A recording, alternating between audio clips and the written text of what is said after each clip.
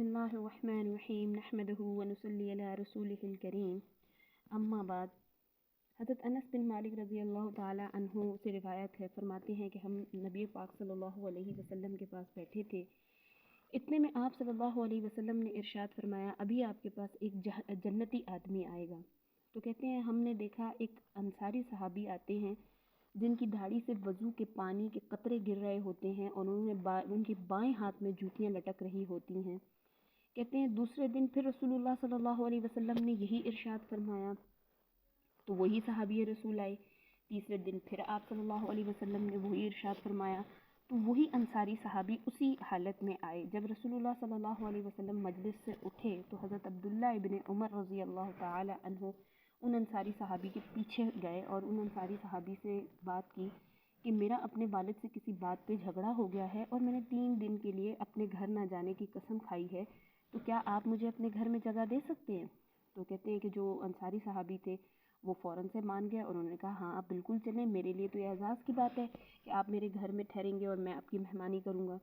تو کہتے ہیں کہ حضرت عبداللہ ابن عمر ان انصاری صحابی کے ساتھ چلے گئے اور وہ ساری دن بھر کے ان کے معاملات اور اعمال ان کے دیکھتے رہے۔ جب رات ہوئی تو حضرت عبداللہ ابن عمر بڑے تجسس کے ساتھ دیکھنے لگے کہ اب یہ اٹھیں گے، نماز پڑھیں گے، تہجد ادا کریں گے یا بہت کوئی ذکر اذکار کریں گے۔ ظاہر ہے دن تو ان کا دنیاوی معاملات میں نکل گیا ہے، لیکن رات کو یہ ضرور کوئی خاص عمل ایسا کرتے ہیں جس کی وجہ سے ہمارے نبی صلی اللہ علیہ وسلم نے ان کو جنت کی بشارت دی ہے اور 3 دن مسلسل دی ہے۔ کہتے ہیں کہ جب رات ہوئی تو میں دیکھتا ہوں کہ وہ تو سو گئے اور جب ان کی رات کو آنکھ کھلتی وہ کروٹ لیتے، اللہ اکبر کہتے، اللہ کا کوئی نام کوئی ذکر لیتے اور پھر دوبارہ سے سو جاتے۔ کہتے ہیں 3 دن گزر گئے اور 3 دنوں کے بعد جب ان کے صبر کا پیمانہ لبریز ہو گیا تو ان انصاری صحابی سے انہوں نے دریافت کیا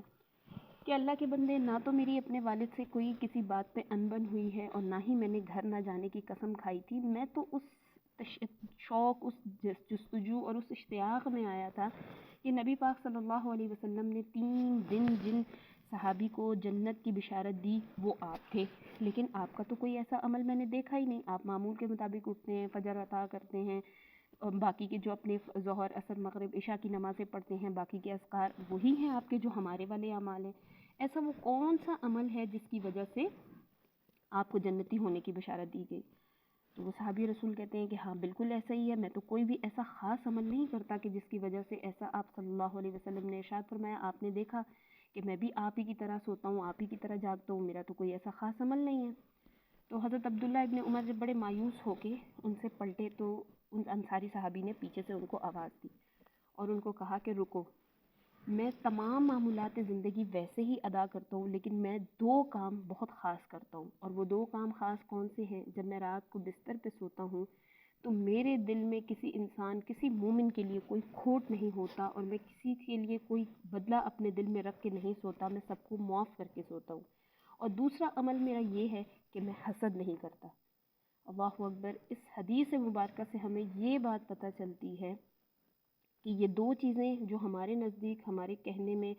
سننے میں بڑی عام سی لگتی ہیں، حسد نہ کرنا اور کسی مسلمان کے بارے میں دل میں برا گمان نہ رکھنا، بری بات نہ سوچنا، برا نہ کہنا، برا خیال نہ رکھنا، بدلے کی امید نہ رکھنا، یہ دیکھنے اور سننے میں تو بڑی چھوٹی سی معمولی سی باتیں ہیں، لیکن ان کا اجر کتنا بڑا ہے، کیونکہ اس کے کسی مسلمان کو معاف کرنے کے لیے اور دل کو کینہ اور حسد سے پاک کرنے کے لیے بہت بڑے ظرف کی ضرورت ہے۔ اور رسول اللہ صلی اللہ علیہ وسلم نے اس انسان کو جو ان 2 اعمال پہ عمل پیرا ہو جائے اس کو جنت کی خوشخبری سنائی ہے۔ اللہ تبارک و تعالی ہم سب کو اس حدیث مبارکہ پر عمل کرنے کی توفیق عطا فرمائے اور اپنے دل کو کینے سے، حسد سے، بخل سے، کھوٹ سے پاک کرنے کی توفیق عطا فرمائے۔ وآخر دعوانا ان الحمد للہ رب العالمین۔